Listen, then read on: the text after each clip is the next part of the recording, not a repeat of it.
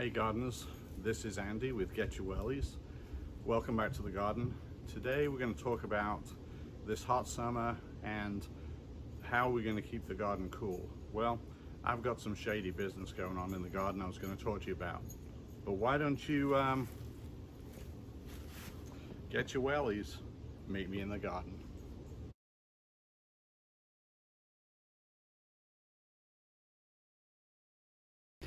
So one of my subscribers asked me, what do you do about the garden when it's really hot outside? And there's several answers to that. Here in this wicking tub, which actually does have a water supply in the bottom, the top dries out really fast. These sunflowers looking a little pitiful, but this is kind of an example of, you know, when the weather gets really hot and things just struggle more, even things that really like the heat. Over here we have banana plants. Yeah, they love the heat, so they're kind of doing fine with all of this for the most part. Malabar spinach. This is from very hot country and thrives in our humidity and heat. So does the Kajari melon, which we featured on our last video. Check that out if you want to try growing these. We're starting to get quite a bit of fruit on these. So back to the original question, how do we keep the garden cool in the summertime? Well, there are a few things you can do. First thing would be to make sure that anywhere, especially in containers, you have some kind of mulch on the surface of the soil. Now, I have just replanted these. These have done very well. They were tiny little seedlings. If you looked back a couple videos ago, you would have seen me put these in and they were really small. I don't ever plant things that small, but here they are and they're doing quite well. And we got some more to come. So one answer would be mulch. What you can use for mulch would be wood shavings. I like to use straw. I would avoid hay just because there's a lot more seed in the hay and you're going to find a lot of grass growing up in here, which you probably don't want. But the thing that has really appeared to help the most with these tomatoes would be this shade cloth right here. So I bought this recently off Amazon. I'm going to put the link in the description below so you can check it out. It's sold in different sizes. They make one that's narrow and long. If you wanted to cover a longer bed, you could definitely do that.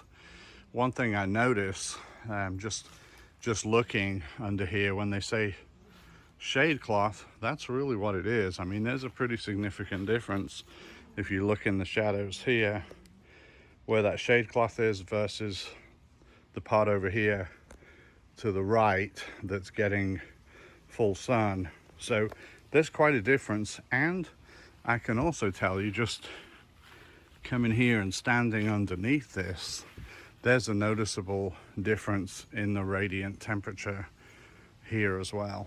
So I think this has been a real attribute to the garden. So next year I'm likely to be using that pretty much wherever I have tomatoes. Another thing that you'll have to do when it's so hot, you can mulch, you can use a shade cloth. Also, you can use a soaker hose like this one. Irrigation systems are great.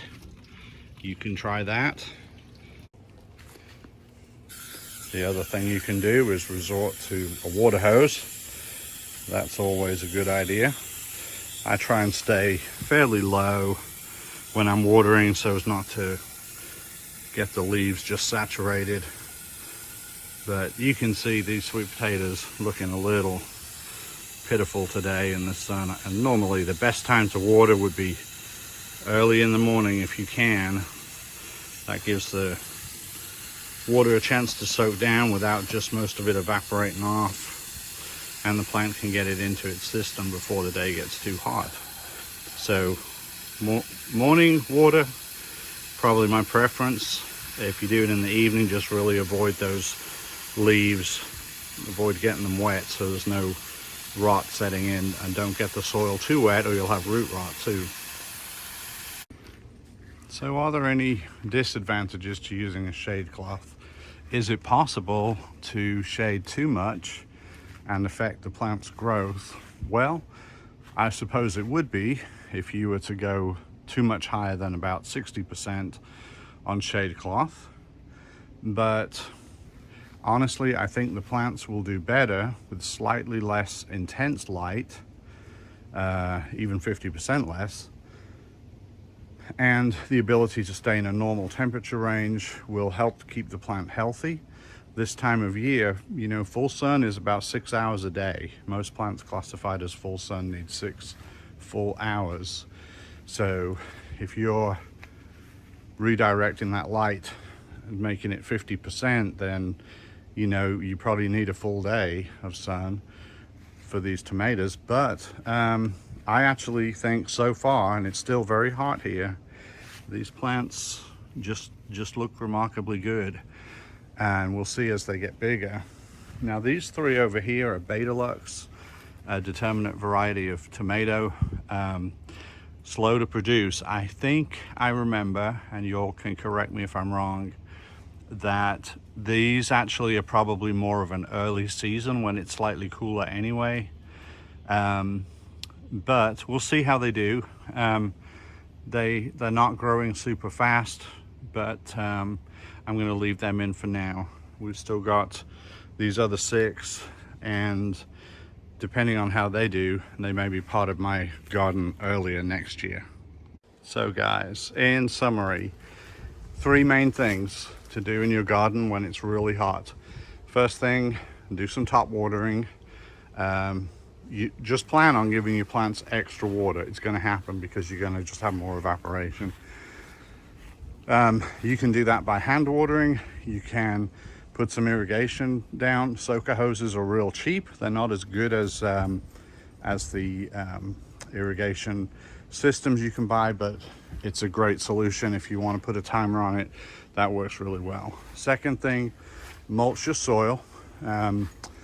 You can mulch it with straw. That's what I'm going to do. And use straw versus hay because you're going to have a lot of grass seed in your hay, and you really don't want to be dealing with a whole bunch of grass coming up. I mean, it's not terrible. It pulls out very easily. But definitely straw over hay for mulch. You can use wood chips. You can use pine straw. Pine straw, contrary to popular belief, will not make your soil acidic. And you could use any kind of wood chip. You can buy those kind of pre-shredded. Shredded wood chips are good. They'll break down fast, so by the beginning of next year when you're ready to get going again, you'll have a nice layer of broken down compost from that on top. And then the last thing, which we talked about today, of course, is the shade cloth. And I think I would recommend that. It seems to provide a much better environment for our plants. And I'm going to see how these tomatoes do this year. But I think mine's going to be on early next year, and I'll probably get some more. So anyway, that's my tips for today, guys. So give me a thumbs up. Subscribe to the channel if you haven't already. Really appreciate every one of you who's been following me along and has subscribed. Appreciate that very much.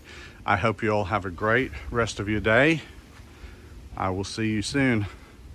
Bye now.